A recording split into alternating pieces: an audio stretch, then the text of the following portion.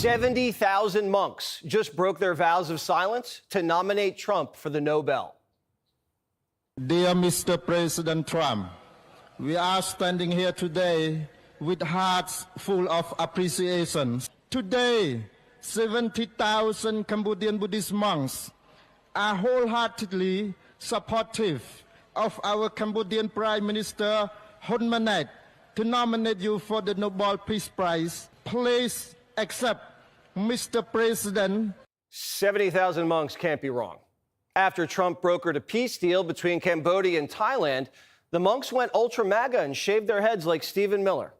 So 47's thinking about sending them all 70,000 of them Trump 2028 hats, duty and tariff-free. Zelensky and Macron went home yesterday with hats that said 4 more years.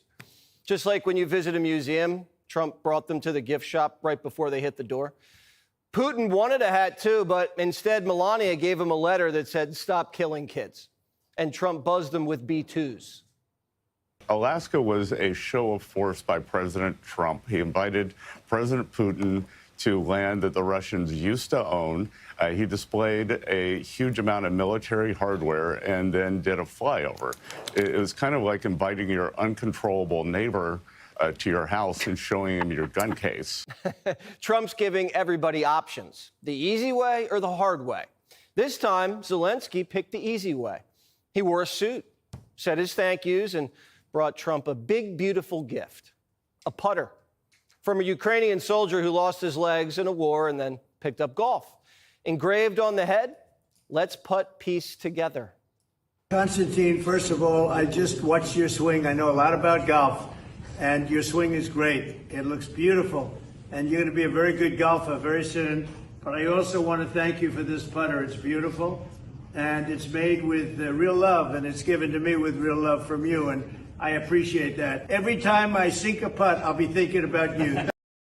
Maybe the president will bring his new putter to Doral, where the PGA just announced Trump's club will host a tour event. The Europeans already calling it Daddy Shack.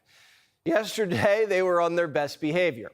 Trump kept calling France's president by his first name, Emmanuel, and Macron responded with a "Mr. President."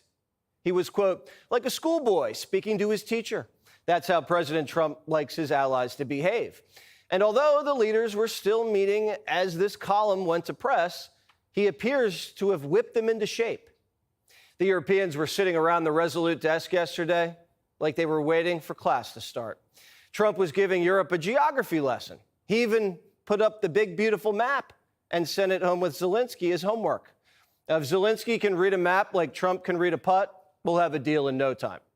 The last president to save Europe from Russian aggression was Reagan, and his portrait was staring them down in the Oval.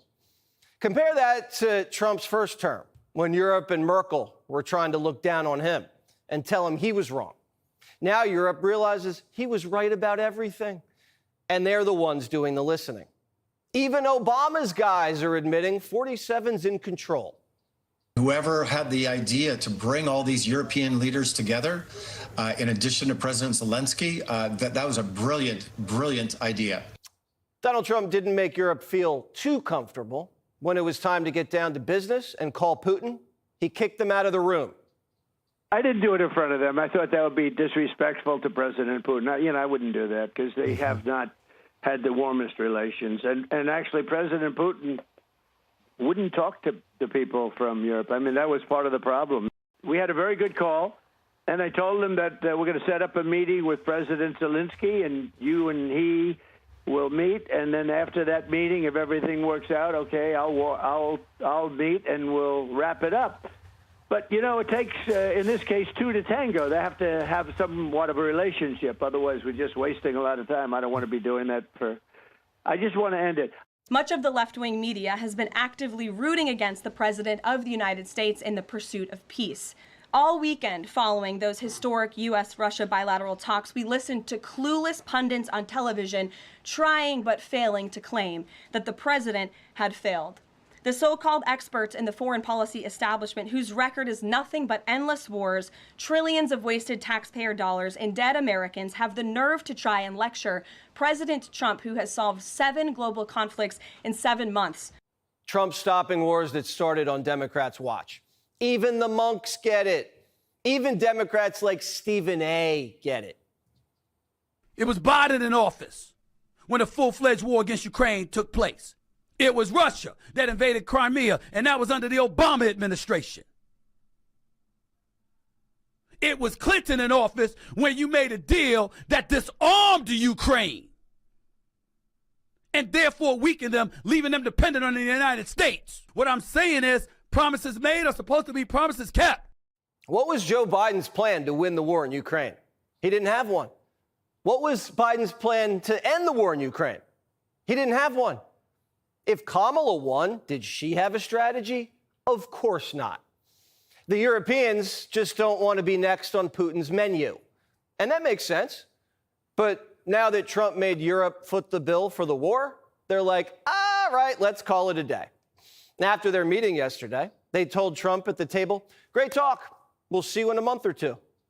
They said a month or two? You're going to have another 40,000 people dead in a month or two. You have to do it tonight.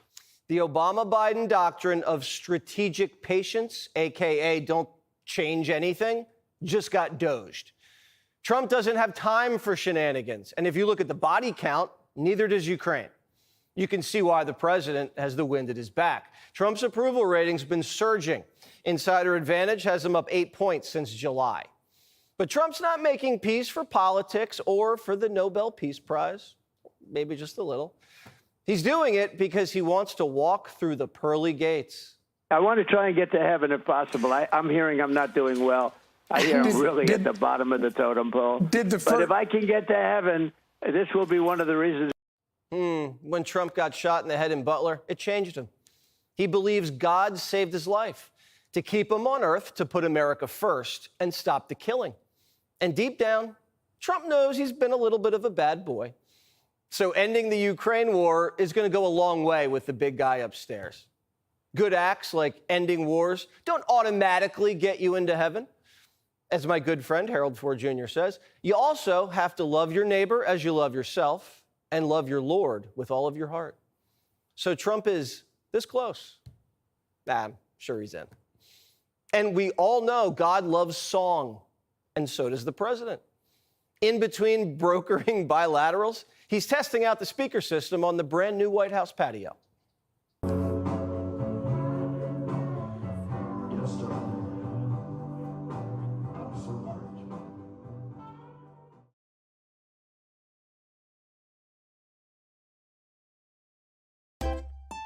If you enjoy this content, please consider subscribing to my channel to stay up to date with future videos. Thank you for watching.